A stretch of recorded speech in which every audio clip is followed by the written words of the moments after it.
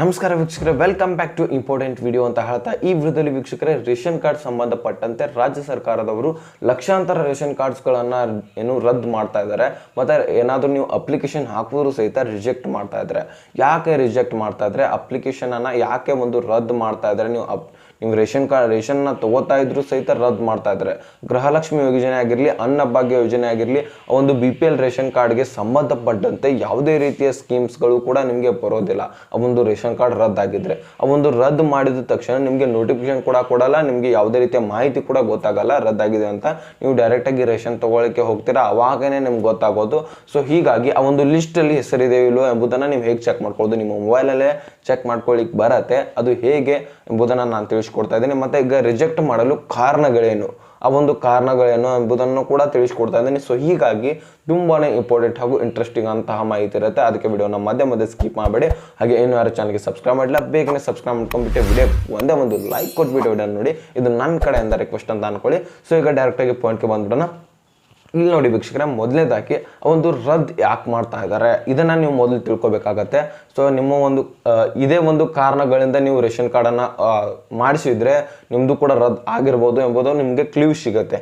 So ನೋಡೋಣ ಯಾವ ರೀತಿಯಾಗಿ ಕಾರಣಗಳಿದ್ದಾವೆ. ಅಂದರೆ ಈಗ ಉದಾಹರಣೆ ತಿಳ್ಕೊಳ್ಳಿ, GST ಪೇ ಮಾಡ್ತಾ ಇರ್ತಾರೆ, ಈಗ ಟ್ಯಾಕ್ಸ್ ಪೇ ಮಾಡ್ತಾ ಇರ್ತೀರ ಅಂದ್ಕೊಳ್ಳಿ. ಯಾವುದೇ ದೊಡ್ಡ ಹುದ್ದೆಯಲ್ಲಿ ಇರ್ತೀರ, ಆದರೂ ಸಹಿತ ನೀವು ಥರ್ಡ್ ಪಾರ್ಟಿಯಿಂದ BPL ರೇಷನ್ ಕಾರ್ಡನ್ನು ಮಾಡಿಸಿರ್ತೀರ. ಸೊ ಹೀಗಾದ ಇಂತಹ ಸಂದರ್ಭದಲ್ಲಿ ಆ BPL ರೇಷನ್ ಕಾರ್ಡನ್ನು ರದ್ದು ಮಾಡ್ತಾ ಇದ್ದಾರೆ. ಇಲ್ಲಿ ಅವ್ರು ಯಾಕೆ ರದ್ದು ಮಾಡ್ಲಿಕ್ಕೆ ರೆಡಿ ಆಗ್ತಾ ಇದ್ದಾರೆ, ಲಕ್ಷಾಂತರ ರೇಷನ್ ಕಾರ್ಡ್ಗಳನ್ನು ಮಾಡಿಸ್ತಾ ಇದ್ದಾರೆ ಇವರು. ಯಾಕಂದರೆ ಈಗ ಗೌರ್ಮೆಂಟ್ ಸ್ಕೀಮ್ಸ್ಗಳು ಭಾಳಷ್ಟು ಆಗ್ತಾ ಇದ್ದಾವೆ. ಈಗ ಲೋಕಸಭಾ ಚುನಾವಣೆ ನಿಮಿತ್ತವಾಗಿ ಕೂಡ ಭಾಳಷ್ಟು ಸ್ಕೀಮ್ಗಳನ್ನು ನಾವು ಜಾರಿ ತರ್ತೇವೆ ಅಂತ ಆಲ್ ಪಾರ್ಟಿಯು ಅಂದರೆ ಕಾಂಗ್ರೆಸ್ ಪಾರ್ಟಿಯು ಕೂಡ ಹೇಳಿದೆ, BJP ಪಾರ್ಟಿಯು ಕೂಡ ಹೇಳಿದೆ. ಸೊ ಈಗಾಗಲೇ ಮೋದಿಜಿಯವರ ಸ್ಕೀಮ್ ಅಂತೂ ನಿಮ್ಗೆ ಗೊತ್ತಿದೆ, ಭಾಳಷ್ಟು ಸ್ಕೀಮ್ಸ್ ಇದ್ದಾವೆ BPL ರೇಷನ್ ಕಾರ್ಡ್ ಸಂಬಂಧಪಟ್ಟಂತೆ. ನೆಕ್ಸ್ಟು ರಾಜ್ಯ ಸರ್ಕಾರದಲ್ಲಿಯೂ ಕೂಡ ಇದೆ. ಕಾಮನ್ ಆಗಿ ನೋಡಿದ್ರಲ್ಲ, 5 ಗ್ಯಾರಂಟಿಗಳನ್ನ ಕೊಟ್ಟಿದ್ರು. ಅದರಲ್ಲಿ ಮುಖ್ಯವಂತಹದ್ದು ಗೃಹಲಕ್ಷ್ಮಿ ಯೋಜನೆ ಆಗಿರಲಿ, ಅನ್ನಭಾಗ್ಯ ಯೋಜನೆ ಆಗಿರಲಿ, ಇವೆರಡೂ ಕೂಡ ರೇಷನ್ ಕಾರ್ಡ್ ಮೇಲೆ ನಡೀತಾ ಇರೋದು. ಅದೇ ರೀತಿಯಾಗಿ ಯಾವುದೇ ಸ್ಕೀಮ್ಗೆ ಅರ್ಜಿ ಸಲ್ಲಿಸಬೇಕಂದ್ರೆ ರೇಷನ್ ಕಾರ್ಡ್ ಬಹಳಷ್ಟು ಮಹತ್ವವಾಗಿದೆ. ಹೀಗಾಗಿ ರೇಷನ್ ಕಾರ್ಡ್ಗಳನ್ನು ರದ್ದು ಮಾಡ್ತಾ ಇದ್ದಾರೆ. ಯಾಕಪ್ಪ ಅಂದರೆ ಆ ರೇಷನ್ ಕಾರ್ಡನ್ನು ನಿಮ್ಮ ಎಬಿಲಿಟಿ ತಕ್ಕಂತೆ ಮಾಡಿಸ್ಕೊಂಡ್ರೆ ಅವ್ರಿಗೇನು ಪ್ರಾಬ್ಲಮ್ ಇಲ್ಲ. ನೀವು ಬಡ ಜನರು ಮಾಡಿಸ್ಕೊಂಡ್ರೆ ಏನು ಪ್ರಾಬ್ಲಮ್ ಇಲ್ಲ. ಅಂದರೆ ಕಾಸ್ಟ್ ಇನ್ಕಮ್ನಲ್ಲಿ ನಿಮ್ಮ ಇನ್ಕಮ್ ಕಡಿಮೆ ಇದ್ದರೆ ಮಾಡಿಸ್ಕೊಂಡ್ರೆ ನಡೆಯುತ್ತೆ, ಇನ್ಕಮ್ ಹೆಚ್ಚಿದ್ರೂ ಸಹಿತ ಮಾಡಿಸ್ತಾ ಇದ್ದಾರೆ. ಈ ಪ್ರಾಬ್ಲಮ್ನಿಂದನೂ ಕೂಡ ಅವರು ರೇಷನ್ ಕಾರ್ಡ್ಗಳನ್ನ ಏನು ಮಾಡ್ತಾ ಇದ್ದಾರೆ, ರದ್ದು ಮಾಡ್ತಾ ಇದ್ದಾರೆ. ನೆಕ್ಸ್ಟ್ ಟ್ಯಾಕ್ಸ್ ಪೇ ಮಾಡ್ತಾ ಇದ್ರು ಸಹಿತ ರದ್ದು ಮಾಡ್ತಾ ಇದ್ದಾರೆ. ಈ 2 ಮುಖ್ಯವಾದಂತಹ ಕಾರಣಗಳಿದಾವೆ. ಮತ್ತೆ ಏನು ಮಾಡ್ತಾ ಇದ್ದಾರೆ, ಶ್ರೀಮಂತರಿದ್ರೂ ಸಹಿತ ಗೋರ್ಮೆಂಟ್ನ ಸ್ಕೀಮ್ಸ್ಗಳನ್ನು ಹಣವನ್ನು ಪಡಿಲಿಕ್ಕೆ ಮತ್ತು ಯಾವುದೇ ರೀತಿಯ ಗೋರ್ಮೆಂಟ್ ಸ್ಕೀಮ್ಸ್ಗಳನ್ನು ಯೂಸ್ ಮಾಡ್ಕೊಳ್ಳಿಕ್ಕೆ ಏನು ಮಾಡ್ತಾ ಇದ್ದಾರೆ, BPL ರೇಷನ್ ಕಾರ್ಡ್ಸ್ಗಳನ್ನು ಥರ್ಡ್ ಪಾರ್ಟಿ ಅಂದರೆ ಹಣ ಕೊಟ್ಟು ಮಾಡಿಸ್ತಾ ಇದ್ದಾರೆ. ಸೊ ಹೀಗಾಗಿ ರೇಷನ್ ಕಾರ್ಡ್ಗಳನ್ನು ಹುಡುಕಾಡಿ ರದ್ದು ಮಾಡ್ತಾ ಇದ್ದಾರೆ. ಹುಡುಕಾಡಿ ಅಂದರೆ ನಿಮ್ಗೆ ಗೊತ್ತಾಯ್ತಲ್ಲ, ಅದಕ್ಕೊಂದು ಟೀಮ್ ಕೂಡ ರೆಡಿ ಮಾಡಿಬಿಟ್ಟಿದ್ದಾರೆ ರಾಜ್ಯ ಸರ್ಕಾರದವರು. ಯಾಕಂದರೆ ಲಕ್ಷಾಂತರ ರೇಷನ್ ಕಾರ್ಡ್ಗಳನ್ನು ಮಾಡಿಸ್ತಾ ಇದ್ದಾರೆ. ಹೀಗಾಗಿ ಗೋರ್ಮೆಂಟ್ಗೆ ಲಾಸ್ ಆಗ್ತಾ ಇದೆ. ಅದೊಂದು ಬಡ ಜನರಿಗೆ ಹೋಗಿದ್ರೆ ಏನು ಪ್ರಾಬ್ಲಮ್ ಇಲ್ಲ. ಶ್ರೀಮಂತರಿದ್ರೂ ಸಹಿತ ಯೋಜನೆಯನ್ನು ಕಡಿಲಿಕ್ಕೆ ಹೋದರೆ ಅವ್ರು ರದ್ದು ಮಾಡೋದು ಆಟೋಮೆಟಿಕ್ಕಾಗಿ ರದ್ದು ಮಾಡ್ತಾರೆ. ಸೊ ನೀವು ಬಡತನ ರೇಖೆಗಿಂತ ಕೆಳಗಡೆ ಇದ್ದರೆ ನೀವು ರೇಷನ್ ಕಾರ್ಡ್ ಮಾಡಿಸ್ಕೊಂಡ್ರೆ ನೀವೇನು ಪ್ರಾಬ್ಲಮ್ ಇಲ್ಲ, ತಲೆ ಕೆಡಿಸ್ಕೊಳ್ಳಿಕ್ಕೆ ಹೋಗ್ಬೇಡಿ, ನಿಮ್ದು ರದ್ದು ಆಗಿರಲ್ಲ. ಯಾರು ಹೇಳಿದಲ್ಲ ಕಾರಣಗಳು, ಈ ಕಾರಣದಿಂದಾಗಿ ಮಾಡಿಸ್ಕೊಂಡಿರ್ತಾರೆ ನೋಡಿ. ಸೊ ಅವ್ರದ್ದು ಏನಿದೆ ರದ್ದು ಮಾಡ್ತಾರೆ, ಡೆಫಿನೆಟಾಗಿ ರದ್ದು ಮಾಡ್ತಾರೆ. ಏನು ಕ್ರಮ ಕೈಗೊಳ್ತಾ ಇಲ್ಲ, ಆದ್ರೇನು ರದ್ದು ಮಾಡಿ ಬಿಡ್ತಾ ಇದ್ದಾರೆ. ಯಾವುದೇ ರೀತಿಯ ನೋಟಿಫೈ ಕೂಡ ಮಾಡ್ತಾ ಇಲ್ಲ, ನಾವು ನಿಮ್ದು ರದ್ದು ಮಾಡಿದ್ದೇವೆ ಅಂತ. ಸೊ ಆದರೆ ಇಲ್ಲಿ ಆ ಲಿಸ್ಟನ್ನು ಹೇಗೆ ಚೆಕ್ ಮಾಡ್ಕೊಳ್ಳೋದು, ನೀವು ಚೆಕ್ ಮಾಡ್ಕೊಳ್ಳಿ. ಯಾಕಂದರೆ ಒಂದ್ಸಾರಿ ಚೆಕ್ ಮಾಡ್ಕೊಂಡು ನೋಡ್ಕೊಂಬಿಡಿ ನಿಮ್ದು ಏನಾಗಿದೆ ಏನಿಲ್ಲ ಅನ್ನೋದು ಅರ್ಜಿಯ ಸ್ಥಿತಿ ಗೊತ್ತಾಗ್ಬಿಡತ್ತೆ. ಸ್ಟೇಟಸನ್ನು ಹೇಗೆ ಚೆಕ್ ಮಾಡ್ಕೊಳ್ಳೋದು, ಲಿಸ್ಟನ್ನು ಹೇಗೆ ಚೆಕ್ ಮಾಡ್ಕೊಳ್ಳೋದು ನಮ್ಮನ್ನು ತಿಳಿಸ್ಕೊಡ್ತಾ ಇದ್ದೀನಿ, ಬನ್ನಿ. ಇಲ್ಲಿ ನೋಡಿ ವೀಕ್ಷಕರೇ, ರದ್ದಾಗಿರುವಂತಹ ರೇಷನ್ ಕಾರ್ಡ್ಗಳ ಲಿಸ್ಟನ್ನು ಹೇಗೆ ಚೆಕ್ ಮಾಡೋದು ಅಂತ ಹೇಳ್ಕೊಡ್ತಾ ಇದ್ದೀನಿ.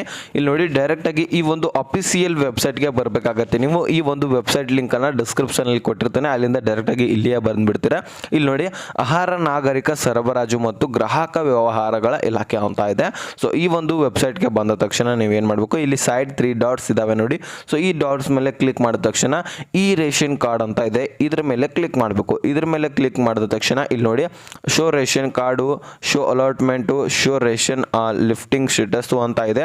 ಸೊ ಇದಾದ ತಕ್ಷಣ ಇಲ್ಲಿ ಕೆಳಗಡೆ ಸ್ಕ್ರೋಲ್ ಮಾಡಿದ ತಕ್ಷಣ ಇಲ್ಲಿದೆ ನೋಡಿ, show cancelled and suspended list ಅಂತ ಇದೆ ನೋಡಿ. ಇದ್ರ ಮೇಲೆ ಕ್ಲಿಕ್ ಮಾಡಬೇಕು. ಇದ್ರ ಮೇಲೆ ಕ್ಲಿಕ್ ಮಾಡಿದ ತಕ್ಷಣ ಏನಾಗುತ್ತೆ, ಸೊ ಆಟೋಮೆಟಿಕ್ಕಾಗಿ ಈ ಪೇಜ್ ಓಪನ್ ಆಗಿರುತ್ತೆ.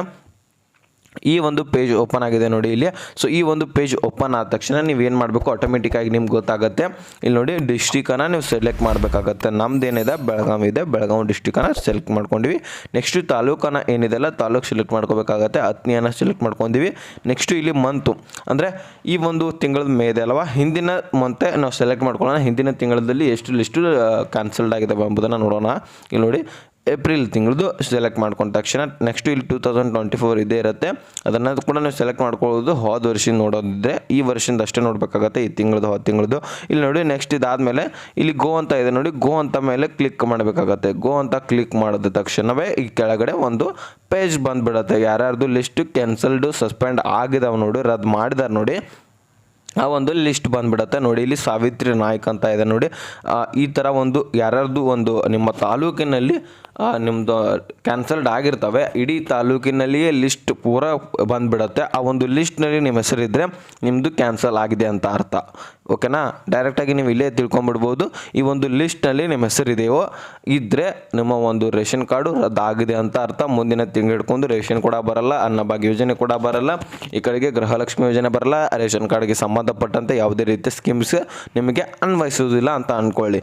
ಈ ಒಂದು ವೇಳೆ ಈ ಒಂದು ಲಿಸ್ಟಲ್ಲಿ ಇರಲಿಲ್ಲ ಅಂದರೆ ನೀವೇನು ತಲೆ ಕೆಡಿಸ್ಕೊಳ್ಳಿಕ್ಕೆ ಹೋಗಲ್ಲ. ಅವಾಗ ಡೈರೆಕ್ಟಾಗಿ ನಿಮ್ಮ ಏನೇನಿದೆಲ್ಲ ಸ್ಕೀಮ್ಸ್ಗಳು ಜಾರಿನೇ ಇರ್ತವೆ, ನಿಮ್ಮ ಹಣ ನಿಮ್ಮ ಖಾತೆಗೆ ಜಮಾ ಆಗ್ತಾನೆ ಇರುತ್ತೆ. ಓಕೆ, ಈ ಒಂದು ಮಾಹಿತಿ ನಿಮಗೆ ಅರ್ಥ ಆಗಿದೆ ಅಂತ ಅನ್ಕೋತೇನೆ. ಅರ್ಥ ಆದರೆ ಲೈಕ್ ಮಾಡಿ, ನಿಮ್ಮ ಸ್ನೇಹಿತರಿಗೂ ಕೂಡ ಶೇರ್ ಮಾಡಿ, ಹಾಗೆ ಸಬ್ಸ್ಕ್ರೈಬ್ ಮಾಡಿ ಅಂತ ಹೇಳ್ತಾ ಮತ್ತೆ ಮುಂದಿನ ಮಾಹಿತಿ ಸಿಗೋಣ. ಅಲ್ಲಿ ತನಕ ಬಾಯ್ ಬಿಡಿ ಫ್ರೆಂಡ್ಸ್.